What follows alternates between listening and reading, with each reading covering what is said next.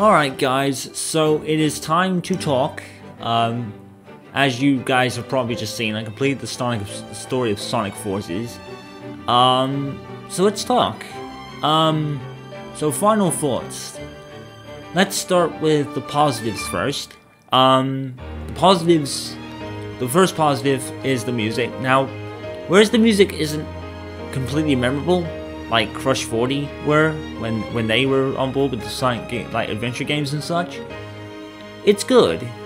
You know, it's not like Sonic Boom when they had that kind of lullaby bullshit, or Sonic Forward. You know, it's nothing like that. It's actually okay. It was really weird how, you know, the OC character had music that kind of reminded me of Ruby, which is really funny. That was really kind of odd. But I don't think I'll really remember this soundtrack very much. I don't think so. But it's not bad, you know, it's not horrible. It's decent. You know, when I think for a Sonic game, you have to have at least a decent soundtrack, if nothing completely remarkable like Crush 40 had. So at least on that, it's decent, you know, but it's nothing I'll really remember as time goes on, like most of Crush 40's music in the Adventure series and Sonic Heroes and such. So it's nothing there really. Another positive for me would be, I think the graphics. I actually think the graphics were surprisingly good, actually.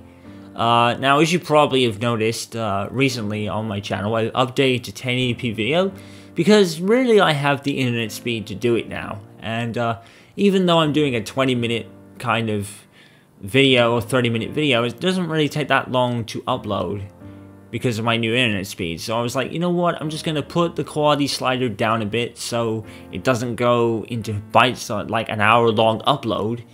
And so I lowered the quality slider on the Elgato a little bit, and I started doing some 1080p video. The 1080p visuals in this game are really good, and I think this game is one of those games that has enhancements on Xbox One X or PS4 Pro.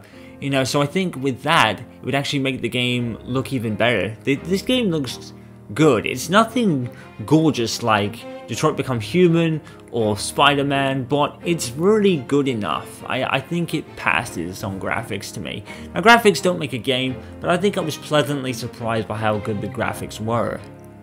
So that's another positive. The story is a bit of two halves, really. The first half is that it's a strange one. It's a strange story.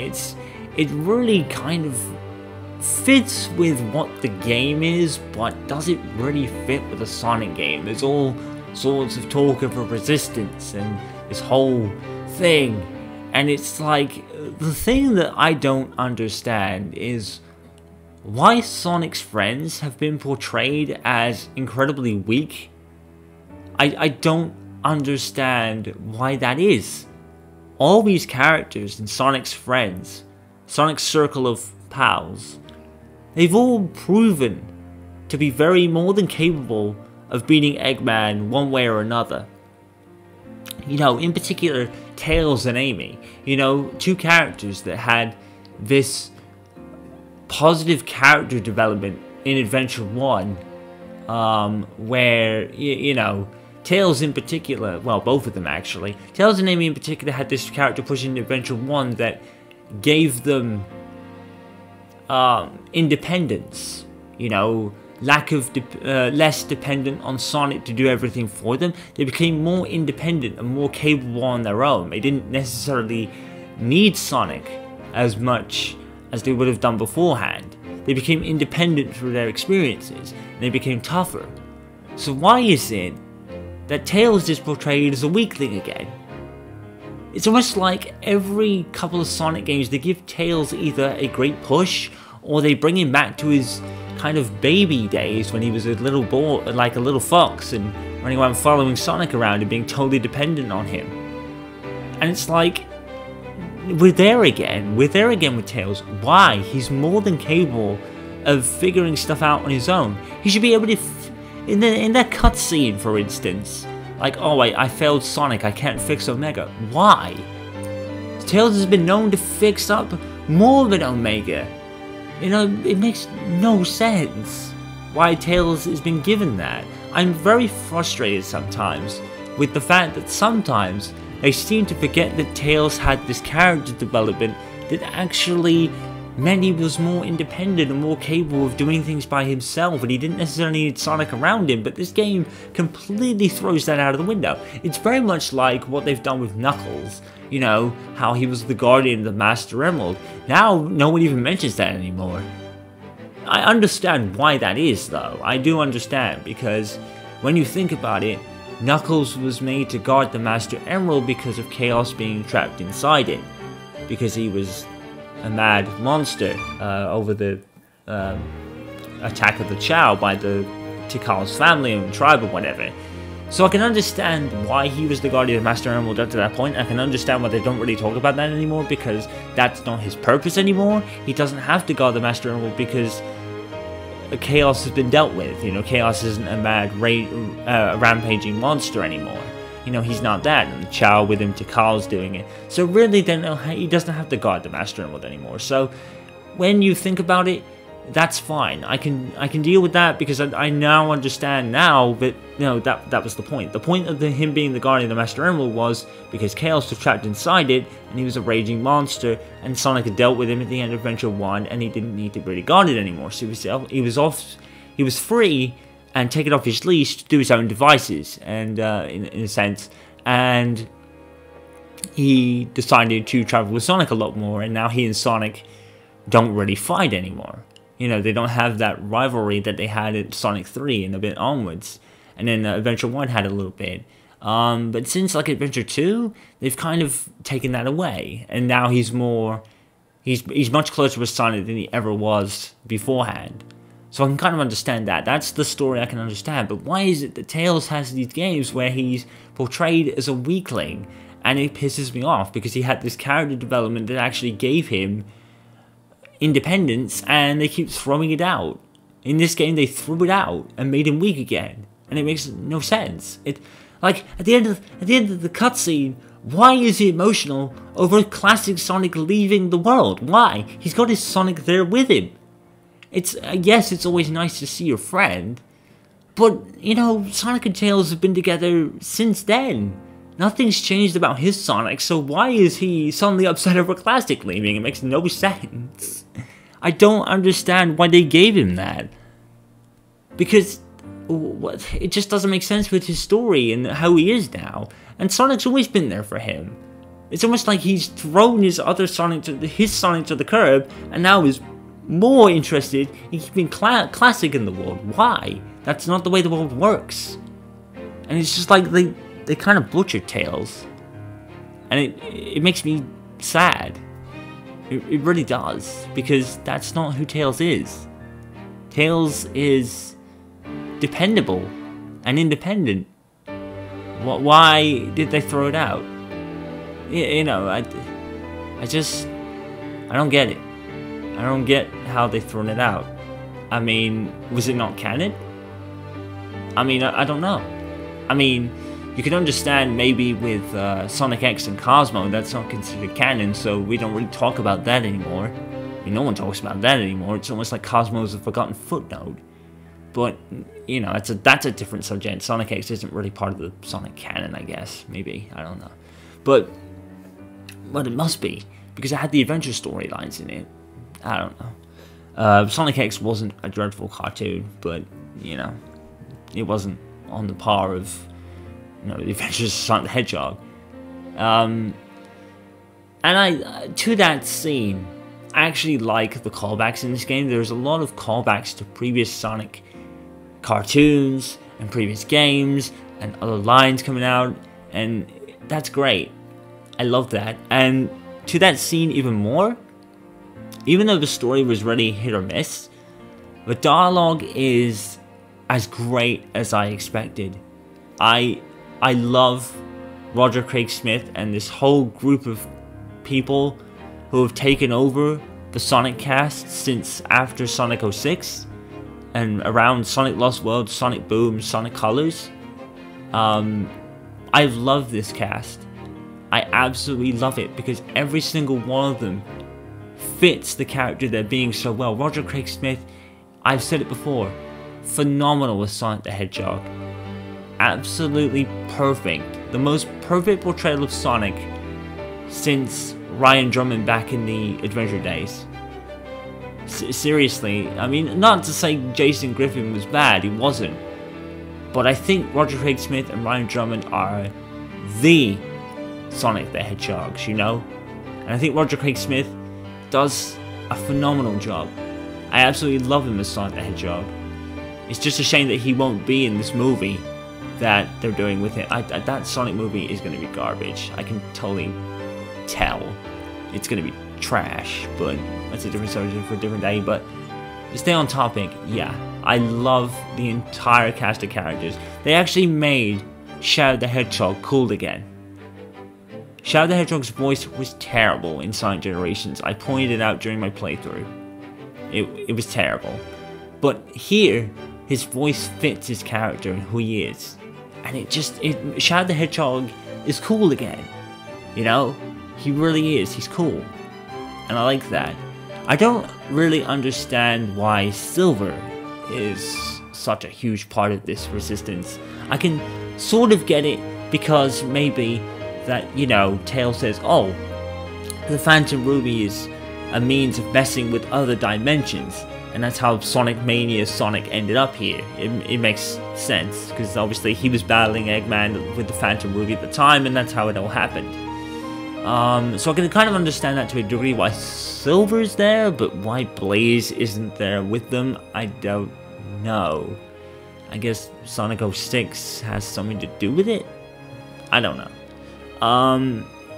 So I don't know that one. I don't know why Blaze isn't a part of this game. It's almost like they've thrown Blaze to the curb since Sonic Advance. No, not Sonic Adventure. Sonic Rush Adventure. And after Sonic Rush Adventure or Sonic 06, they've thrown Blaze to the curb. I mean, she's in Sonic Generations, so why she isn't in this game, I don't really know. I don't really understand why she's not in this game. It just doesn't make sense. But yeah, everyone's here kind of present here and accounted for. You know, Team Chaotix get acknowledged. Silver's here, you know, everyone's here. You know, Team Dark, Team Chaotix, Team Sonic, they're all here. Aside from Blaze. You know, Blaze is the only one that's not. But back to the voice acting. It's absolutely as tremendous as I expected. You know, and like I said, I adore these voice actors that have taken Sonic since Sonic Colors. I love them, really. And I think I mentioned at one point that I would really love if maybe they gave Sonic Adventure a remake, like a current gen remake with the Sonic Boom cast, because I call them the Sonic Boom cast. But you know, with this cast of characters in this game, I think it would fit. You know, you could even, with Shadow's voice now being cool, you could even throw him in there. You could do Adventure 2, but I don't know. Maybe they won't. Maybe Sonic Team won't do that because they don't want to possibly make a tarnish to the legacy that the adventure games left behind. I don't know. Maybe I'm an adventure fanboy, so yeah, that's pretty much it. The story is okay. It's nothing really tremendous like the adventure games, but it's okay. And let me say this as we go into the negatives: Sonic Forces is better than Sonic Boom and better than Sonic Lost World. Although I can give Sonic Lost World some credit for trying to be different and having the run button and the emphasis on exploration and skill set with the parkour and stuff. So I can give Lost World some credit for trying to be different, even though the story was meh and the level design was ugh. That was a tough game. That was a tough game. To that, Sonic Forces is not a tough game. It's by far, Sonic Forces is probably the easiest Sonic game I've ever played. The campaign, the main story without doing the bonus missions, you're probably having a push about 2.5 to 3 hours. Guys, I will say this now, do not buy this game for maybe anything more than £15, because you are ripping yourself off. If you're if you're like me and you're just going through the story and doing a playthrough and just going through the story without trying to get sidetracked by a bunch of side content and make the playthrough necessarily longer than it probably had to be, you're being sold very short. This game is short as fuck. It's a shame really, because a lot of it, like I said with the graphics, a lot of the level designs are really good, but then the level just ends and it's like, oh gee, I wanted to see some more of that, you know?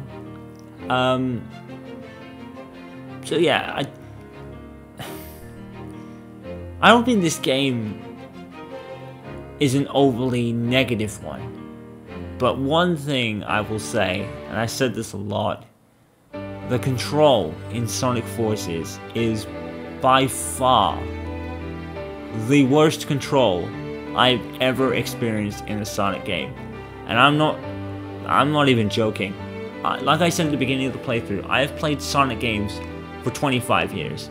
I don't think I have ever played a Sonic game with as poor control as Sonic Forces. And it's not really because of the controls themselves or the button layout or anything like that. It's the movement is just, it's so inconsistent. It's so inconsistent. Sometimes you will go for a jump and it will feel unnaturally and just so heavy. Like in the early hour of this game, Classic Sonic, jumping with Classic Sonic, it just felt so heavy. Why? Why did he feel so heavy? You know, he's not that big. You know, this is the kind of jump you'd expect from Classic Sonic because he's older and he's a bit bigger. But Classic Sonic just feels so heavy. And even then, right, you run at full pace as Classic Sonic, he still feels slow. And it's like, it's weird because he just feels so slow in this game. This is Sonic the Hedgehog, goddammit. I know it's not like the boost formula because he hasn't done that yet. But, you know, Classic Sonic runs faster on the Mega Drive than he does in Sonic Forces. It's incredible. But yeah, the controls are awful in this game. They're probably the worst thing about it. The jumps are just so inconsistent. Like I said, some things will feel unnaturally heavy, and then some jumps you'll make with such momentum that you'll just fly off the level, which I did a couple of times. And like I said, this is by far the worst game with the worst controls for a Sonic game I've ever played. And the game is on autopilot because the controls are that bad, and when you try to do precise jumps or precise movement, you don't know what jump you're going to get. You're either going to get a highly floaty jump or a very heavy jump. You don't know. There's no consistency with the movement. There's no consistency at all. In the old Sonic games, you had at least this consistent feel of how the jump works. There's none of that in Sonic Forces. There's absolutely none of it. It's the worst Sonic controlling game I've ever played. Does that mean the game's bad? Absolutely not. And I think, in summary, that's really the only real negative I have of this game.